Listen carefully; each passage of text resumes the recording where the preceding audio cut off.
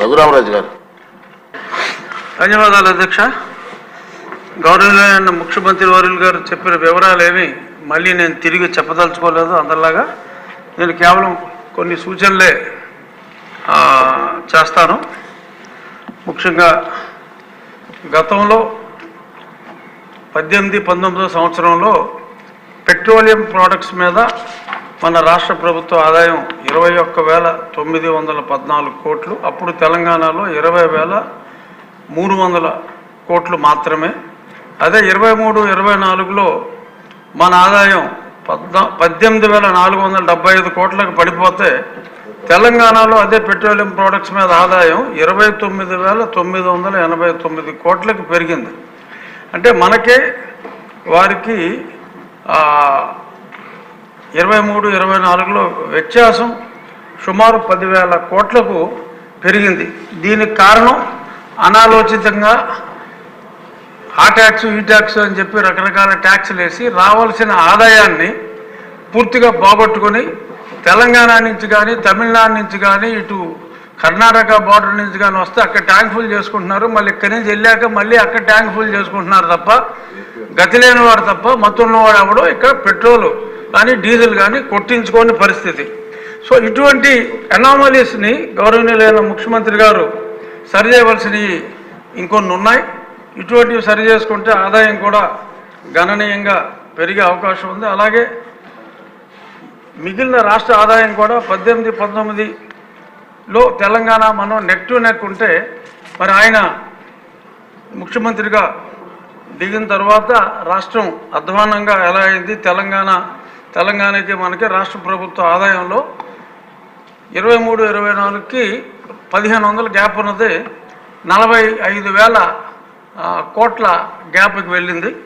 So ఇది గౌరవనీయులైన ముఖ్యమంత్రి గారి దృష్టికి తీసుకొస్తే చాలా సవరణలు చేసుకునే అవకాశం ఉంది. ఇంకొద్ది 2 నిమిషాల్లో ముగిస్తాను అధ్యక్ష, ఎక్కువసేపు తీసుకోను.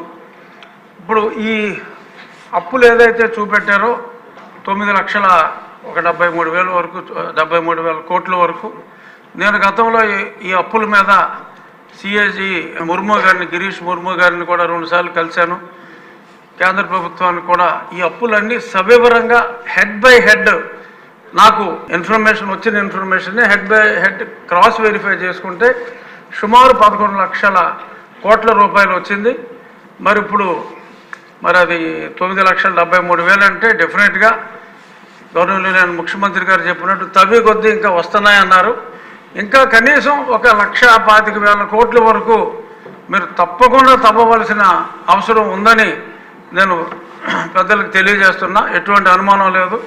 కాంట్రాక్టర్ల బాకీలు ఇవన్నీ 1,25,000 వరకు చూపెట్టారు. 1,13,000 కోట్లు, సుమారు 1,75,000 కోట్ల వరకు ఖచ్చితంగా ఉంది. ఈ రాకపోవడానికి కారణం ఏంటంటే గత ప్రభుత్వంలో ఏ అధికారులు అయితే ఉన్నారో ఆ అధికారులను ఇంకా కంటిన్యూ చేసి వాళ్ళనే ఇన్ఫర్మేషన్ ఇవ్వమంటే వాళ్ళు మొహమాటంగా కొంచెం ఇంకొంచెం ఉండడం చూడంటే ఇంకొంచెం అలా ఇవ్వడం జరుగుతుంది. ఎంతోమంది ఫైనాన్స్లో ఉన్న అధికారులు ఉన్నారు, అదే డిపార్ట్మెంట్లో ఉంటారు, వాళ్ళని పక్కకు పంపించేశారు. వాళ్ళని పిలిపించే ఇన్ఫర్మేషన్ తెచ్చుకుంటే ముఖ్యమంత్రి గారికి 3-4 రోజుల్లో అంత ఇన్ఫర్మేషన్ వస్తుంది. అలాగే ఇన్నోవేటివ్ సజెషన్స్ ఏమన్నా ఉంటే ఈ రోడ్ల గురించి చూచాయిగా చెప్పారు.